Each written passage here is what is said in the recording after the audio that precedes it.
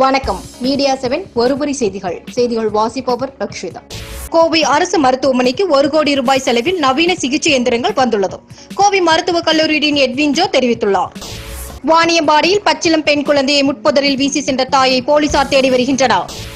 இலங்கை தமிழ் பகுதிகளில் ராணுவத்தை விலக்க வேண்டும் திமுக தலைவர் கருணாநிதி வலியுறுத்தியுள்ளார். திருவான்மையூரில் தொழிலதிபரை வெட்டி 100 சவரன் நகை மற்றும் ரூபாய் 2.5 லட்சம் பணத்தை மர்ம நபர்கள் கொள்ளையடித்து சென்ற சம்பவம் பெரும் பரபரப்பை ஏற்படுத்தியுள்ளது. கோவை ரயிலில் வெடிகுண்டுகள் கடத்துவதாக 108க்கு வந்த மர்ம போனால் ரயிலில் ஏறி வெடிகுண்டு நிபுணர்கள் உதவியுடன் போலீசார் சோதனை நடத்தினர்.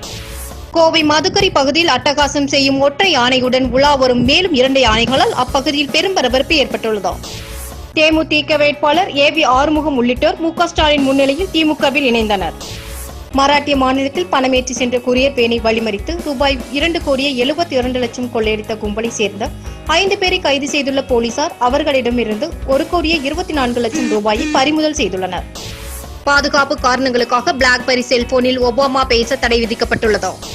தேர்தலில் தோல்வி அடைந்ததை பொறுத்துக் கொள்ள முடியாமல் டெல்லி அரசை பிரதமர் மோடி செயல்பட விடாமல் தடுப்பதாக அரவிந்த் கெஜ்ரிவால் குற்றம் சாட்டியுள்ளார். சென்னையில் மேலும் 2 இடங்களில் சிலைகளை பதுக்கிய தீனதயாளன் உடந்தையாக இருந்த அதிகாரிகள் கலக்கம்.